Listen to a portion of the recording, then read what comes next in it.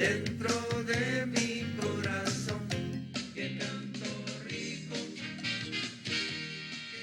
I would get requests, not occasionally, not every hour, but about every fifth or sixth or seventh phone call. And you get a lot of phone calls. It's banging constantly. And I asked a woman one time, her name is Gloria. I said, Gloria, who is this group, the Royal Jesters, everybody calls about? Oh my God, they're like big as the Beatles in San Antonio. I said, then why don't I've never heard of them. She says, oh my God, they were huge. And they were huge locally.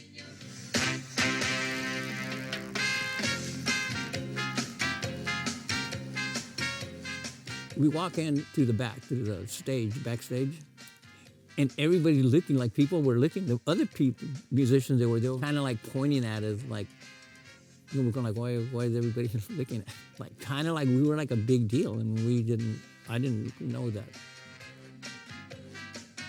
Kanye West heard one of the Royal Jesters songs and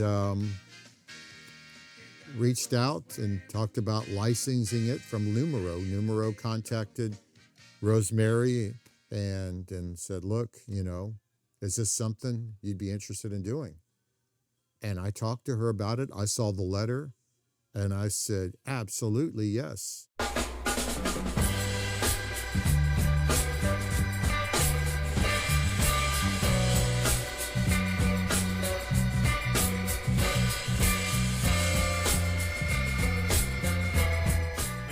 More than just music.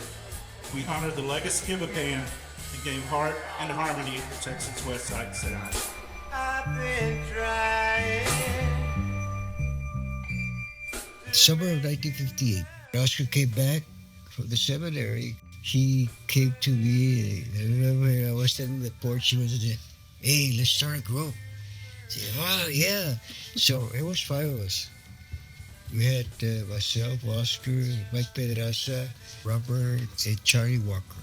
We were all from Lanier. We started practicing sometime in July. We were already ready to do something. So we started doing a lot of sock hops. And we were good. Then from there, Oscar had a song. So he wrote, I think, 3 of our first recordings, our first records. So we recorded it, and then it came out. And Joe Anthony, he had the program. So he played that thing. And then from there, to call somebody else, come on, hey, let's do this. And then as time came along, hey, look, let's go here. I got a show together. We're going here, going there. We'll pay you a little something. Wow. You're going to pay us for doing this? I mean, we're doing it just because we loved it. Essentially, the Royal Jesters sold more records in San Antonio than the Beatles. A.B. Epstein built a business and bought a house and Cadillacs and everything else on Royal Jesters records and Command's records. He did that. They were such hot local sellers. There was a place on the west side. It's called Patio on the Luz. And that's where we would rehearse. They had an upstairs that was called Salontea. And it was a dance hall upstairs. And outside they had a big area that was called Patio, like Patio on the Luz. The guys, they rented that place. They had the lease on it for a couple of years. So that's where we would throw dances all the time.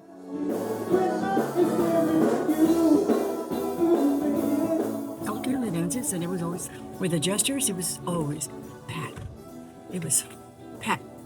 People would wait out outside. I mean, you're looking at it, where did they wait? It was so, but there was a lot of people. Just looked so different without the walls and everything. But it was jam-packed. People would just show up all throughout the night. But I thought, how could it be this good and it not, take off nationally? Well, met with Oscar again and got to talk to him. And I asked him, I said, why weren't you guys a household name? Why weren't you guys national hits? He said, well, be honest with you, really didn't want to travel. He said, I didn't want to move around. He was going to have to make sacrifices in his life that he didn't want to make. And it's almost like, okay, he was satisfied with a certain level of success on a local basis, but he didn't want to take it to that next level. A family guy over a famous guy for sure. Yeah, he told me it was back, I think about maybe 15 years ago, that he finally let me in on a secret that there was a very popular TV show back in the day in the 60s and 70s, the American Bandstand. And they were invited, and he said no. He turned them down. And there was very good reason, because he saw his men falling off track of, kind of losing themselves as far as Fame. They end up yeah, famous in that. He They- was worried about their well-being, spiritual life. their spiritual life. When I was born, the music stopped.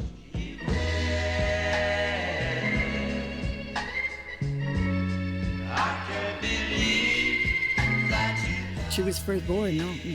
The sun rose and set on Kathy. He adored her. Oh my gosh.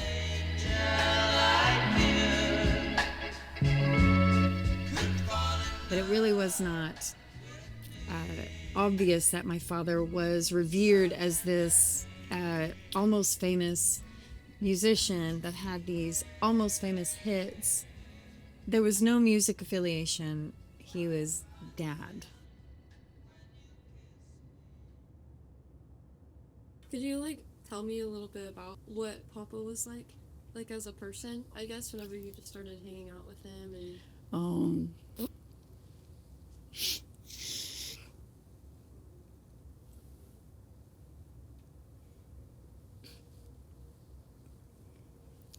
Well, he was always a gentleman when I first met him. Very special, but I was not interested in anyone romantically. I was saving myself for marriage. So yeah, I was just anyone that I knew, they were all friends. They were friends. But I guess there was something very special about Oscar.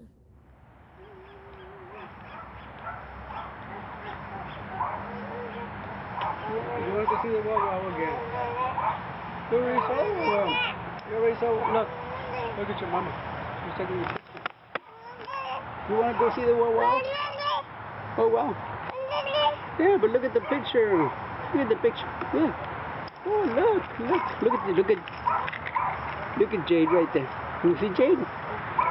Say hi, Mama. Hi, Jade.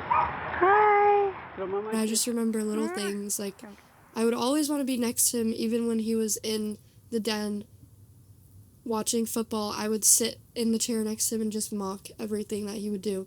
He would be eating and I would be pretend eating food next to him. Or I think he called me Angel. And he would puff out his cheeks and I would just touch them, and I remember how soft his face was, and I loved that about him because he had really soft cheeks, and he would go, and I would just do that to his face all the time.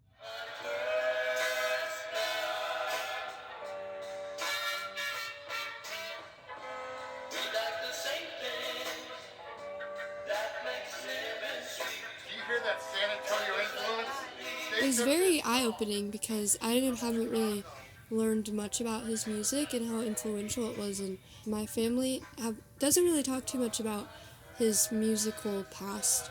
They just talked about him as a person.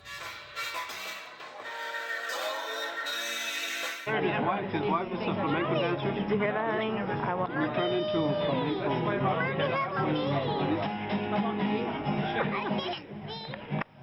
Beautiful.